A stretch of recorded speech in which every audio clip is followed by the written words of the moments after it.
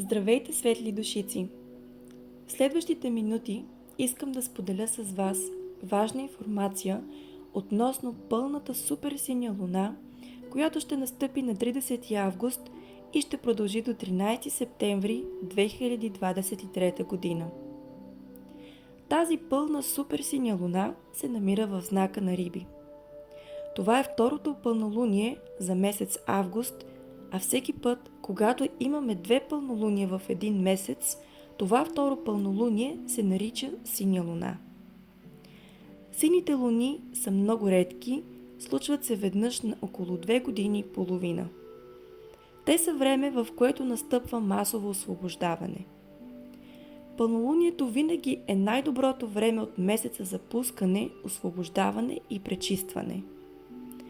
Ако имаме цели 2 пълнолуния за един месец, тогава това означава, че сме във време на мощна възможност да пуснем това, което вече не ни служи.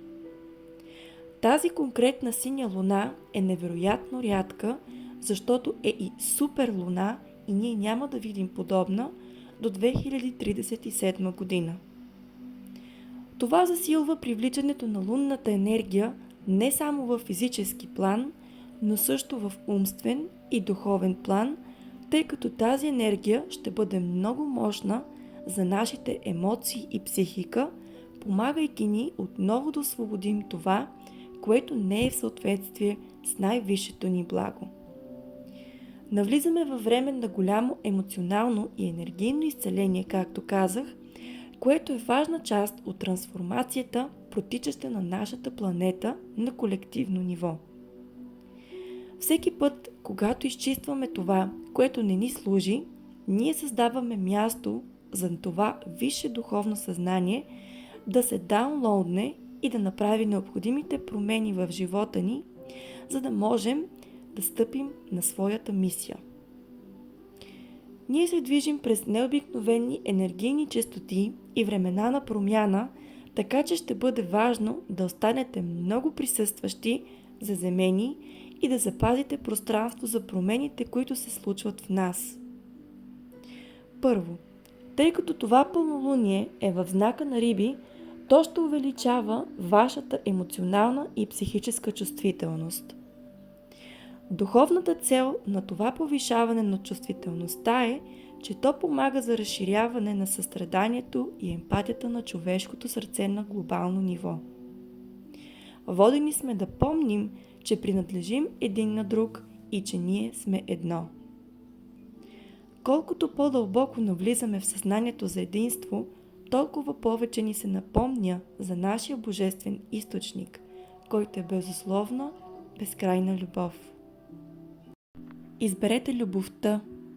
Изберете любовта във всичко, което срещнете по пътя на живота си и във всичко, което правите, тъй като всеки път, когато вие си спомните, че любовта е движещата сила на този свят, вие вече сте една крачка по-напред към по-високо духовно съзнание и сте част от мисията за съвместното създаване на новата земя. За да преминете през тази промяна, можете да зададете на себе си следните въпроси. Какво вече не е в съответствие с най-висшето ми благо? Какво трябва да освободя, за да приема висшето съзнание от любов?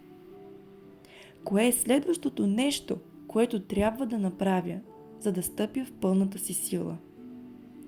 Ето този въпрос е много силен. Кое е следващото нещо, което трябва да направя, за да стъпя в пълната си сила?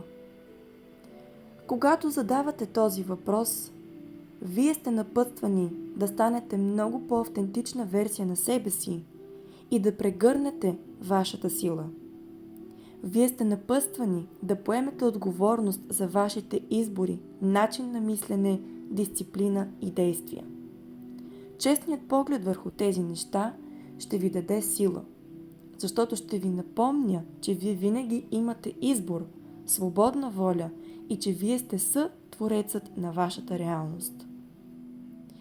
Винаги можете да изберете различен подход в мисленето и действията си, за да можете да помогнете да осъществите най-висшите си намерения. Това е много силен период, който ни помага да се изправим лице в лице с всичко, което не ни служи в основите на нашето мислене, взаимоотношения, начин на живот, работа и така нататък.